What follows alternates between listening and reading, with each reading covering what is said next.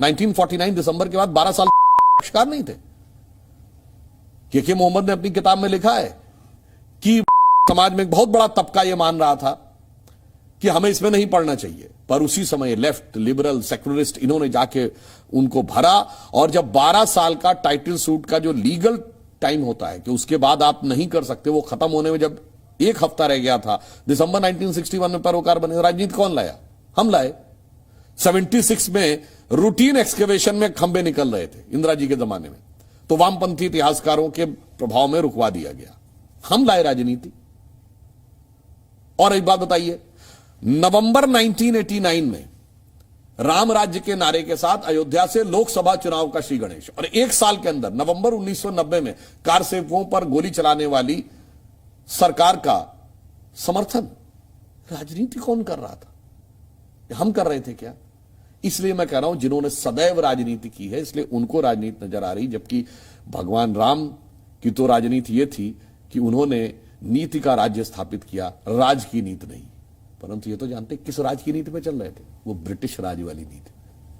इसीलिए ऐसे नहीं कहा था।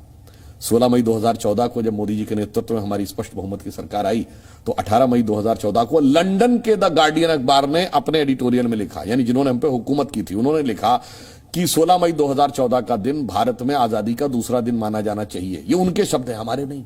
और उन्होंने कहा कि इंडिया की सेकंड ट्रिस्ट विद डेस्टिनी, उसका आर्टिकल का शीर्षक ही था India second tourist with destiny. और उन्होंने कहा इसलिए कि लंबे समय तक उस विचार का शासन रहा जो अपनी इंसेप्शन एंड इंस्पिरेशन यानी उत्पत्ति और प्रेरणा में ब्रिटिश राज की कॉलोनियल लीगेसी यानी उसकी औपनिवेशिक विरासत को ढो रही थी। पहली बार एक ऐसे विचार के हाथ में एब्सोल्यूट सत्ता आई है, पूर्ण सत्ता। अटल जी के जमाने में पूर्ण सत्ता नहीं थी, जिसका ब्रिटिश औपनिवेशिक विरासत से कोई मतलब नहीं है, जो मूलतः भारतीय है। इसलिए मैं आज कह रहा हूं, आज स्वतंत्रता के इस अमृत काल में भारत स्वाधीन तो 47 में हुआ था, पर हमारा तंत्र में स्व नहीं स्थापित हुआ था। आज भारत स्वतंत्रता की वास्तविक प्राण प्रतिष्ठा आज हो रही है, जब हम अपने स्व के ऊपर गर्व करते हुए विश्व को मार्गदर्शन देने के लिए आगे बढ़ रहे हैं। जिन्होंने 1949 दिसंबर में रोकने का प्रयास किया, मूर्तियां हटवाने का प्रयास किया, मैंने बताया 61 में मुकदमा दर्ज कराया, नवंबर 1966 में गोरक्षक संतों पे गोली चलवाई,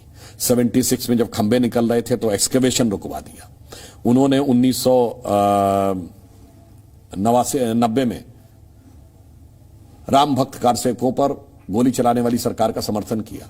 नरसिम्हा राव के समय प्लेसेस ऑफ वर्शिप एक्ट जैसा ले आए कि मतलब अब तो आप अपने प्लेसेस ऑफ वर्शिप के लिए मुकदमे करने के लिए नहीं जा सकते। मामला कोर्ट में विचाराधीन है तो हम उस पर कोई टिप्पणी नहीं करना चाहते, पर एक तरफ हिंदुओं के लिए प्लेसेस ऑफ वर्शिप एक्ट आया, के लिए वक्फ बोर्ड एक्ट आया, यानी आप जिस जमीन पे उंगली रख देंगे वो आपकी, और आपका तो यदि मंदिर और आराध्य भी है तो उस पर आप कोर्ट भी नहीं जा सकते। फिर इतना ही नहीं, उसके बाद क्या हुआ?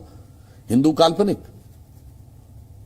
सॉरी हिंदू आतंकवादी, और 2007 में भगवान राम काल्पनिक। मंदिर जो लोग जाते हैं वो छेड़खानी करने के लिए जाते हैं। क्या आपने किया है?